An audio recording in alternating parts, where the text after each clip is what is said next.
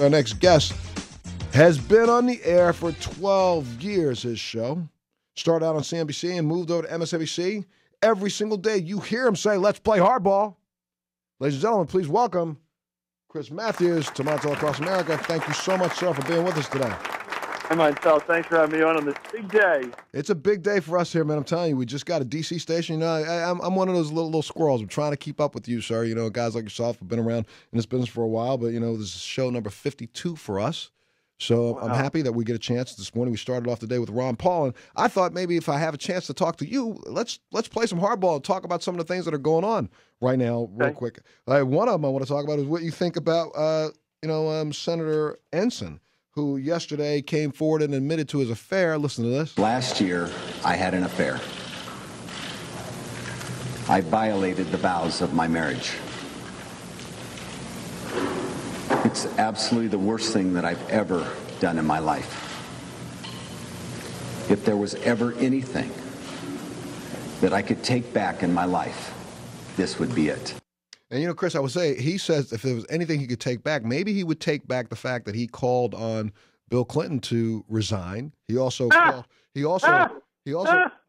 He called on. You're capturing the irony of these things. These guys, when they go on patrol to criticize other men, aren't thinking of themselves. And this guy was in Iowa apparently a couple days ago, campaigning for president. You got to wonder with the cognitive dissonance of their lives, don't they check the first person to check with their own lives? No question. Trashing everybody else. And what's so funny is this guy also trashed Larry Craig too. He went after him and said he ought to be gone. Yeah, this is the same guy who is a member of the Promise Keepers. You know, that's a group of men that get together in big stadiums and they stand around and talk about how we should be good fathers, how we should be good husbands, how we should be good liars, because that's exactly what he did to his wife for, I guess, about a year. I'm not too big on these prayer breakfasts and these open witnessings of your own greatness, which seem to be very popular in politics these days. Absolutely. Now, your latest book is out right now. It's the Hardball Handbook, How to Win at Life. It was released in April. I know it's doing pretty good. Tell me, give me one or two tips that you could give me, because I got to win at life here in this radio thing, man. And I'm just starting out. I'm going to now give you advice that I got to take myself along those lines we were talking about a minute ago. Be yourself before you're telling everybody else to do it. But one thing I learned from the great politician, let's start with Bill Clinton, we talked about, who is one of the greatest. Mm. And I think that he has a very good ability to listen. And back when he was in college and a friend of his was having trouble getting to second base with a girl he was in love with. I mean, he wasn't trying to pick somebody up. He was in love with this girl, this young woman, and he couldn't get anywhere with her. And Clinton said, why don't you listen? Listen. People like to be listened to. You're not getting anywhere because you're doing all the talking. You got to listen to this person. And I tell you that it's the thing that he was very good at in school, because Clinton would listen to the professors. Everybody else would be jotting down notes, but not sitting there and really trying to appreciate what this guy or woman was trying to teach him, what this person was trying to get across to them, what they were caring about. And then when his wife when Hillary ran for the Senate up in New York, and she ran a very courageous campaign, he said, listen.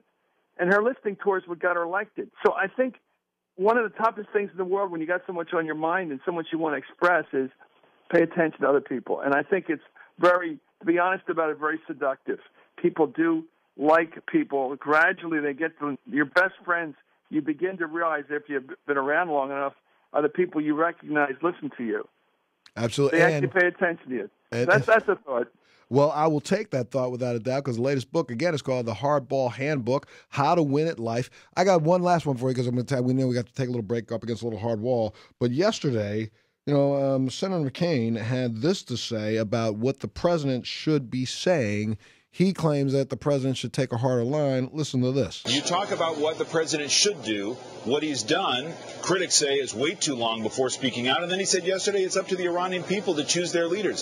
Has he not done enough? What more should he do? He should speak out that this is a corrupt, flawed sham of an election. The Iranian people have been deprived of their rights. We support them in their struggle against a repressive, oppressive regime, and they should not be subjected to 4 more years of Ahmadinejad and the radical Muslim clerics. Now, I don't know why he feels that people are listening to him, but what do you think about McCain's comment there? I think the president has done enough. I think McCain put his finger on the idiot button. And I think that I'm telling you, the idiot button, I got a new frame. That's my new term for when you start putting your finger on the button, it's got all Sarah Palin's fingerprints on it. When you start acting like a nitwit, like he and Mitt Romney are starting to talk, like, look, Mitt Romney's a smart business guy. John McCain is a very smart, patriotic American.